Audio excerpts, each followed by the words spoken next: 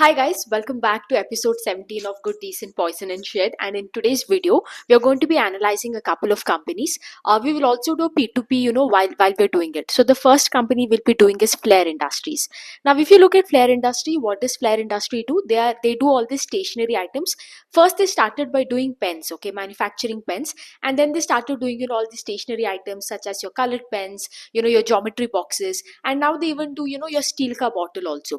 So if you look at this company, they were growing. If you look at the last year, they were growing by merely single digit kind of revenue. Okay, and this year they see that the demand is getting better.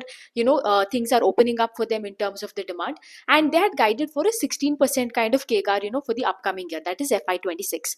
Now, when you look at the sales, they have done exactly what they have guided for. If you look at the sales is up by 16%, but PAT is up only by 10%. Okay, and the other thing over here is if you look at their segment wise volume, अगर आप देखते हो pen का जो revenue है that grew hardly by 3%. A huge part in the revenue, the reason you see that the 16% kind of growth that is there, it is coming, it is because of the creative revenue that is there, that went up by 77%. Creative revenue मतलब आपका वो colored pens, all those coloring का stuff जो होता है which you use in drawing and all, that is called as your creative revenue from that portion. Okay, so this creative revenue that is there, that has got a huge bump over here, which is the reason why they have why the sales is up. Okay, अगर आप इनका capex also you see, right, इस साल they are planning for a capex of around 80 to 90 crore, and उनका ये बोलना है कि जो pens का capacity है, they will increase it by 0.3 billion, that is roughly a 10% increase in capacity. But majority of this 8 to 90 crore that they're doing na capex, they are putting up a facility of in Valad. There it is mostly going to be for this creative creative division that is there. But overall, I wouldn't say the good set of numbers. I don't think it's good, but I think it's decent, at least in terms of top line.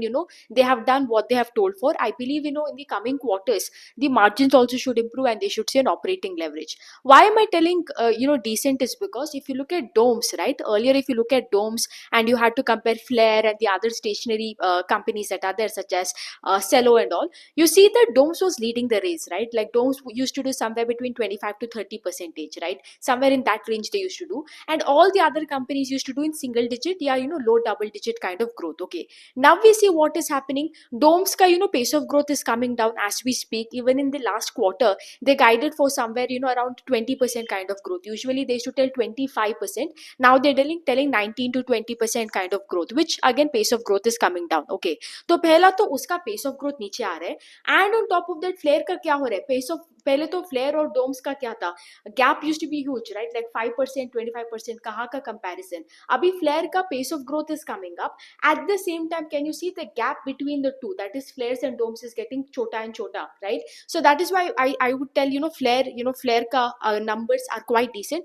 At least यहाँ पे pace of growth is coming up.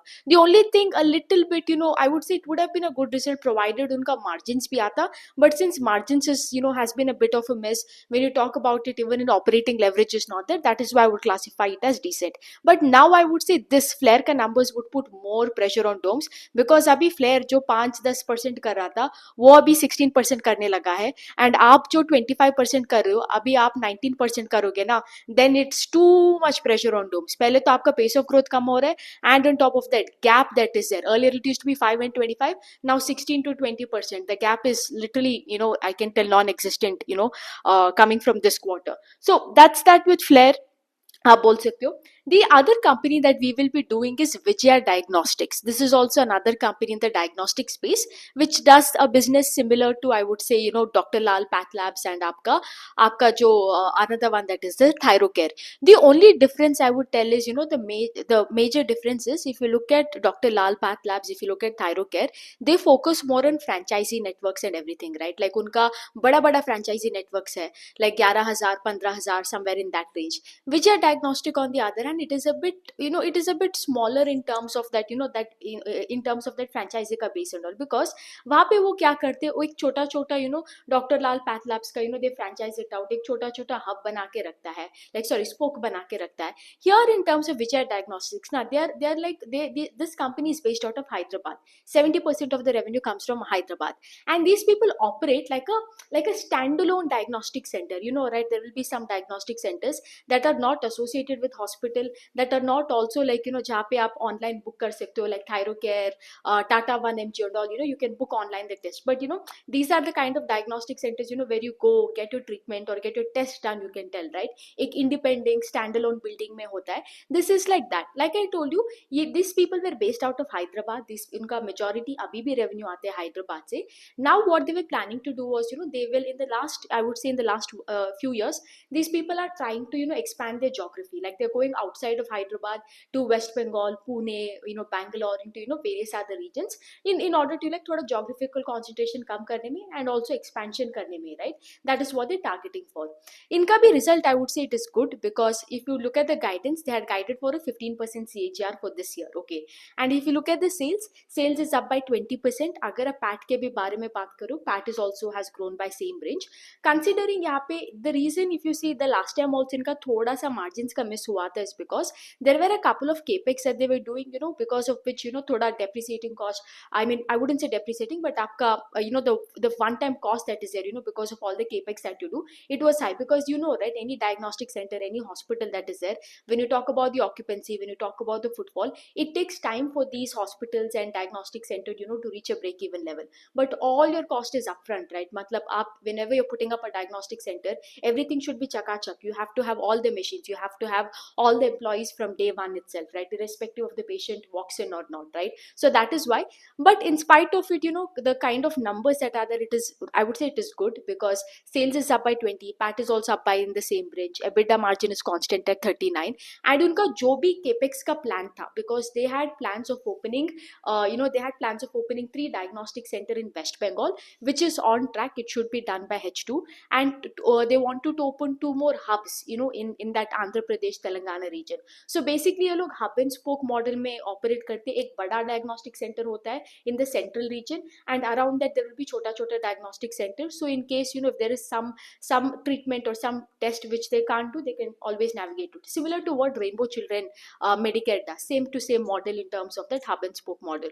So that is why I tell इनका result अच्छा है. Even in terms of this 20% का growth is driven due to volumes, because अगर आप देखते हो the number of tests that is performed, that is up by 16%, which is your volume growth. Even if you talk about the patient footfall is also up by up by a similar rate, up by 15%. Now only thing is यहाँ पे थोड़ा सा उनको pricing का नहीं मिला. Even the product mix, I believe, has not changed, because if you take the average revenue per test that is there, it is in the same range. 477 था इस बार, last time it was 462. So that is why I'm telling, ज़्यादा से ज़्यादा volume जो है, it has come from the due to increase in the number of tests that has been performed. ठीक है. Now if you compare it to the Thyrocare Technologies, I would say compared to Vijaya Diagnostic and Thyrocare, I would say Thyrocare leads the race over here, because first अगर आप बात करते हो in terms of sales growth for Thyrocare is 23%, versus for Vijaya Diagnostic sales growth is around 20%, right? So sales growth में वो आगे चले जाता है, ठीक है. Second is in terms of margins. If you look at margins also, I would say मोटा मोटी it is the same. Operating leverage, again यहाँ पे Vijaya Diagnostic misses out on operating leverage in this quarter, whatever the reason it could be. I know they're doing capex, but still operating leverage has been a miss. If you look at Thyrocare Technologies, I believe PAT went up by 60%, if I'm not wrong, right? And this because in spite of adding franchise, because even those people are adding franchise, every year their capex happens in terms of franchise. They're adding 1000 franchises every year. And the last is the volume growth. अगर आप volume growth देखते हो, विजय का around 16.7 है, 17% ही ले लो. Thyrocare का volume growth is around 16%, almost मोटा मोटी same. The only difference I would say is in terms of pricing, because यहाँ पे average revenue per test that is there for Vijaya Diagnostic didn't improve, it is flat. Whereas for Thyrocare, it has been the average price that is there, it has increased by 2 to 3%, and that also has come by price increase, as well as उनका product mix जो है, it is getting better. So people, instead of taking an individual test these days, they are getting a whole pack, because it is lucrative for them in the Thyrocare का platform. So overall, yes. In terms of capex, अगर हम बात करते, as of now these people have 3 hubs and 1 spoke. If you talk about Vijaya Diagnostic, by the end of this year they should have 5 hubs and 2 spokes, right? Which will be opened in Calcutta and Andhra Pradesh, in these 2 regions. So overall, a decent set of numbers, I would say, both Flair Writing and Vijaya Diagnostic. Other than that, we have a couple of other companies also, like the third company that we will be doing is Ratnaveer Precision Engineering. So Ratnaveer Precision Engineering jo hai, these people make this stainless steel ka product. Okay, now when you talk about stainless steel, they make this sheets, they make this roofing ka sheets jo hota hai, hooks jo hota hai aapka, solar hooks, pipes and tubes jo hai. I've covered the business model in detail. You can go and check in my business analysis playlist. Right now I will just give the update. Okay, इनका अगर आप देखते हो, they had 3 plants. They had all the 3 plants in Gujarat में है इनका, 3 plant है. Now if you look at it over here, sales is up इनका 30%, but PAT is only up by 15%. Okay, so the major reason over here, अगर आप देखते हो, one, margins has been a huge miss and we do not know why, because यहाँ पे इनका government का, when you talk about Ratnaveer Precision Engineering, they do have order book coming from the government. Now as you know, right, when you talk about anybody who's been working with the government in this year, right, in FY26, we've been seeing a slowdown, across this B2G space, whether it is you talk about the defense space, whether you talk about anybody who's working in that train car space, locomotive space, everybody is seeing a complete slowdown over here, right, because order book may finalize hone mein there has been a delay. So my guess is that shayad because inka bhi ye government ka order book hai, because these people wanted to make this products for the railway, Indian railways, unka ek they were applying for that, they had to unka ek update aaya tha that they are trying for it. Do not know if they have become a developed vendor or not. So again, that is also a big question mark over here, kya hai. So my guess is shayad ye thoda jo pace of growth that is there, it has come down because of this government order book mein probably the orders has not yet the order book is missing for that. The other thing over here is these people were doing a QIP, एक 95 crore का QIP कर रहा था. They did this QIP because they had to put up a new plant. एक capex कर रहा था, I think of 100 crores. In Gujarat only they wanted to put another plant. Already they have 3 plants. They want to put a fourth plant over there only. That area they had taken a lease also. All of that had happened. But having said that, उसके बाद कोई update नहीं है इस company के बारे में कि like what is happening, क्या है. I don't think export का इतना कुछ है, because उनका जो 80% of the revenues that is there, it is coming from the domestic only. Only 20% comes from exports. So again, my guess is शायद ये जो government का order book है, that only hasn't gone through.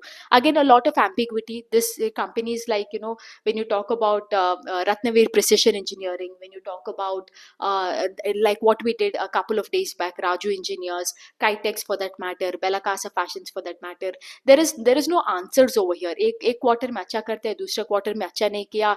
You do not know, you do not know why it hasn't performed well, like, and you just have to like take decisions just based on the sales growth. That is why I can tell like you can never, I think, have possibly even if you're playing these kind of games, you can never have like like you can never make probably these kind of companies your top allocation in your portfolio, like absolutely not.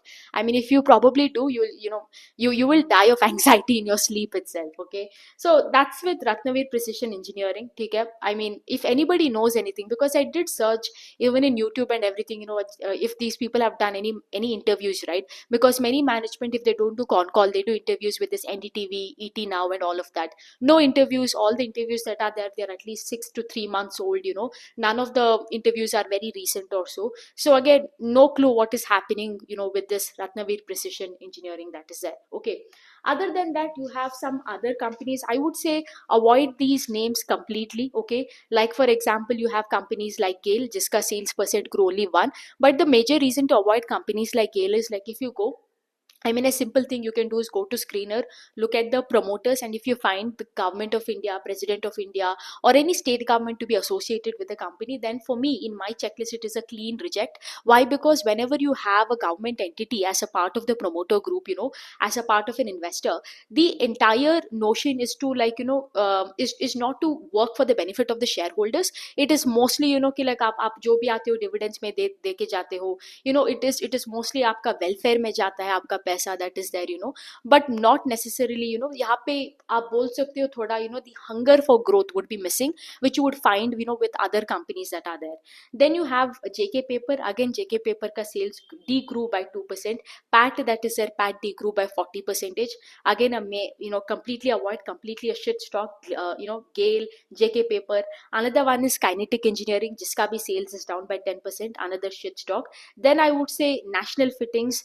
Oswalians का sale जो है it has been up by 27%. I see a lot of even Greaves Cotton has done well. All of these cotton जो manufacturing companies है, they have started performing really well.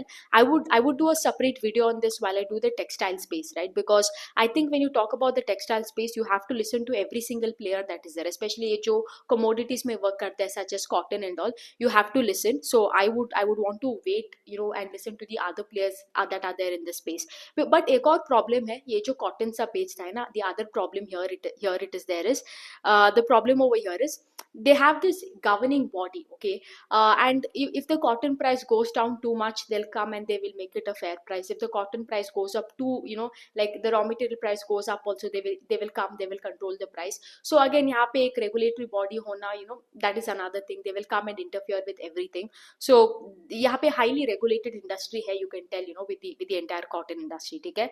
That is that with all these companies that are there. Completely avoid Gale, JK Paper, Kinetic Energy, National Fittings, all of these companies, absolute good for nothing that are there.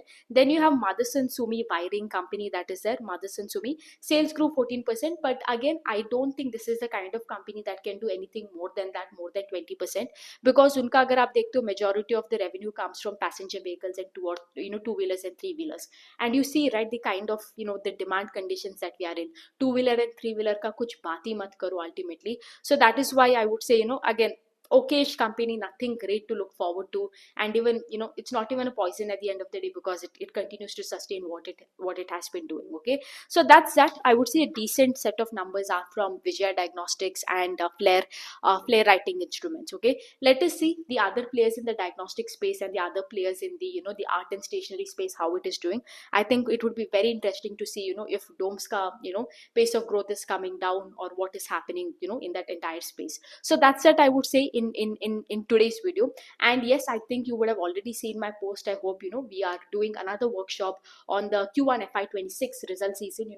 After that, how does a portfolio look? The main reason to do the workshop is to show you how do we manage our portfolio, and what because I think a lot of you all know that I have a high churn rate in a portfolio, and most people get scared of this churning. But it is also to show you okay, like why that churning becomes necessary. Because when you talk about allocation, when you talk about which stock deserves your money, it is at the end of the day, like I am not deciding it. It is the company's performance that decides the allocation in my portfolio. It is a company's performance, right, that decides whether it stays in my portfolio or not, right? The entire churning is based on that. And this way you will get to know, when you see the changes that happens from Q4 to Q1, you will understand how that investment checklist work that is there. How do we cut, how do we add something, how do we increase allocation? It gives a fair idea, because it is a continuation of the last workshop that is there. Even if you haven't got the the Q4 ka workshop, that is a previous FY25 ka workshop, you will still be able to understand like how the entire building the portfolio, how the allocation is done. Okay, and that's that, guys. I hope you all register for the workshop, because the number of seats that are there for the workshop is hardly 1000. And I think it's been like 6 hours since we released the workshop, and I think we've already crossed like 120 registrations now. So yeah, make sure you get your seats, make sure before it's too late. And yeah, that's that, and link is in the description box below. Anyways, guys, that's that for today, and I'll see you tomorrow. Bye.